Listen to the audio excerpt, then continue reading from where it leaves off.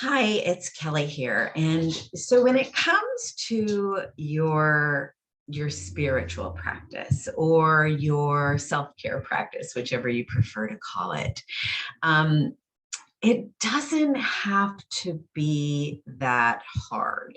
I know a lot of times my clients will think that having a spiritual practice means spending hours sitting cross-legged and saying Om, but that's not really what a spiritual practice is or a self-care practice. So for me, a self-care practice is really about aligning my body, my emotions, and my mind with spirit.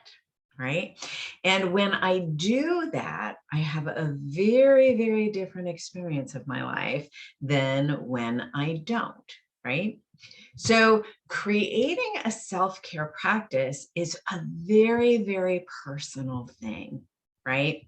Because it's about figuring out things for you that nurture your body and nurture your emotions and nurture your emotions and help you feel more and more in alignment with your spirit. So these can just be small, symbolic daily practices that nurture you.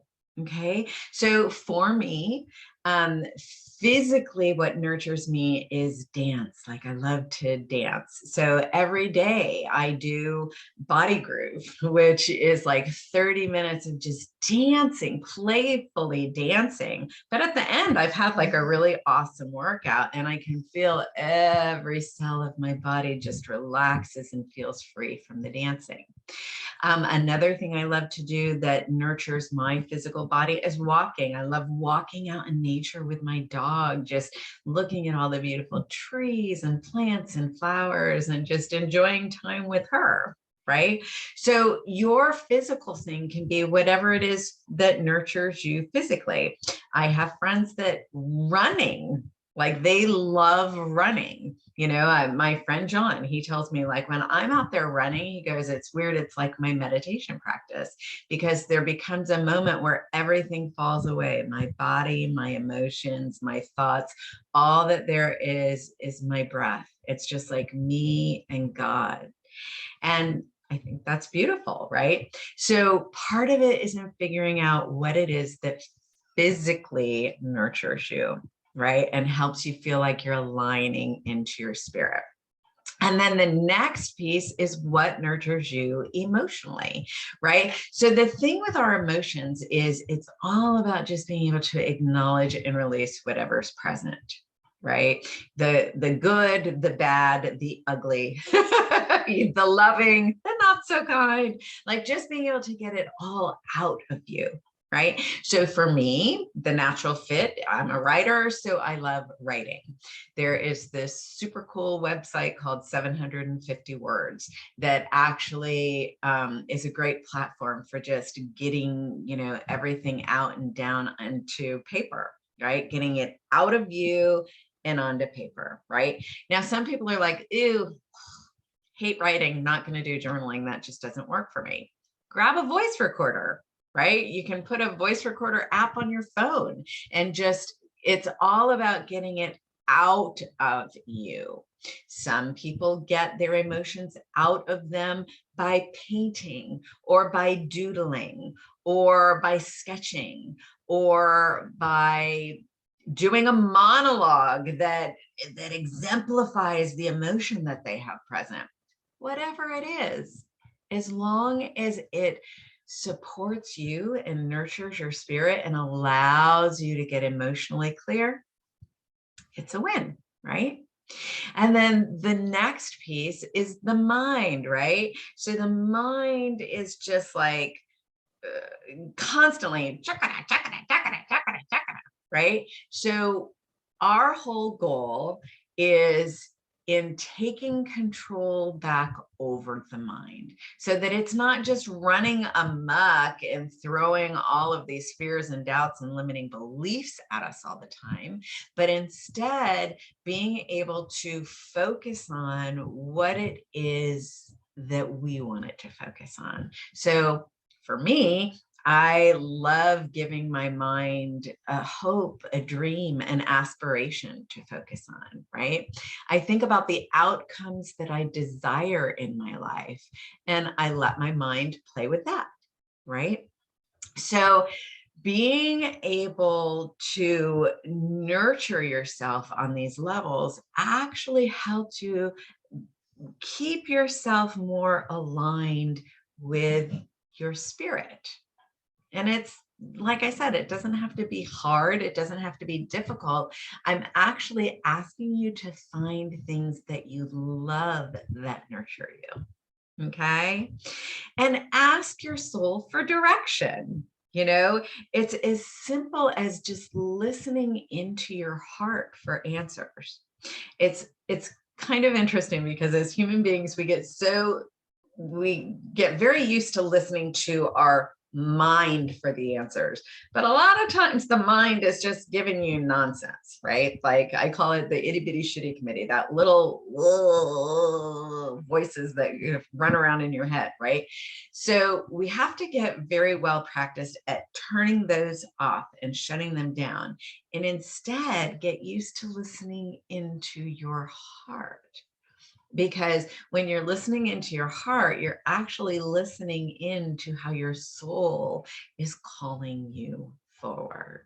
And that can be quite healing just in itself.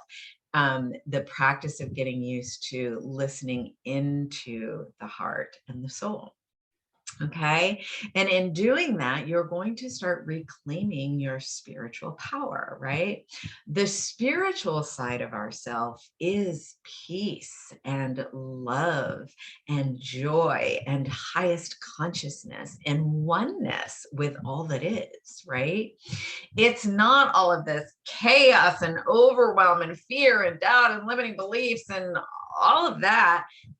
That's stuff that we're trying to let go of, right? So that we can connect more into that spiritual side, that peace, that love, that joy, that enlightenment, right? So reclaiming our spiritual power is doing that. It's literally aligning us with who we really are, who we came here to be, right? So it's all about learning how to trust in that highest self, that spiritual self, and learning how to trust in the life process itself, right?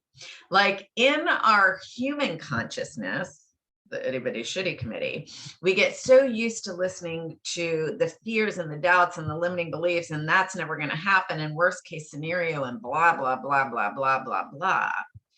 But the spirit responds to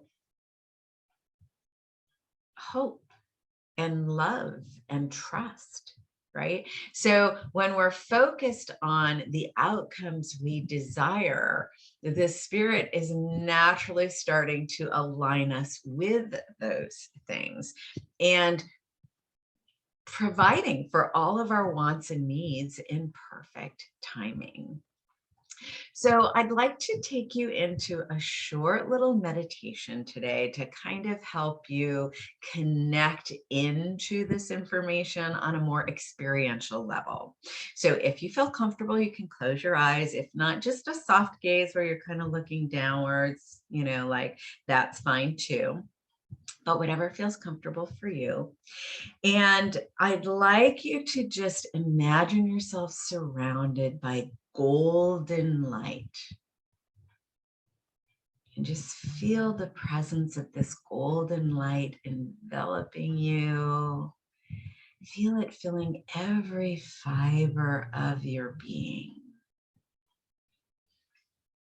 And as you feel it filling your aura, you'll feel it strengthening your energy field. And you'll feel it presencing inner peace And just allow yourself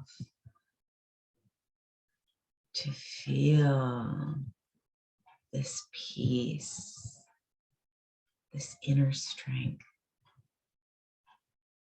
And as you surrender into this place of peace and strength, I'd like you to just take a minute and think about how capable you really are. And just reflect back on all of those moments that you've just really shown up and taken care of everything that needed to be taken care of, no matter how overwhelming it might have seemed like it would be. Just recognize how you took care of everything with grace and ease. And as you look back upon all of these memories and really remember how capable you are, I want you to also notice how the past has helped you to mature and to develop in your own wisdom.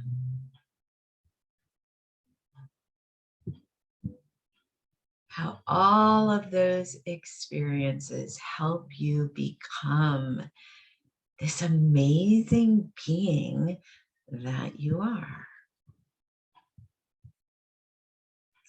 And I want you to just sink into that knowingness.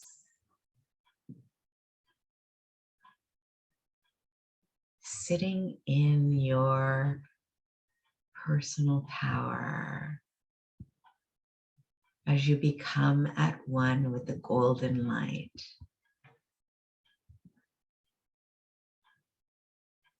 Not only are you enveloped by the golden light, but that light is emanating from you. And just take a moment to be at ease.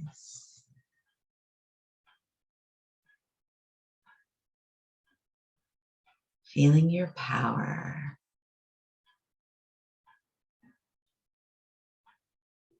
Connecting to your highest self.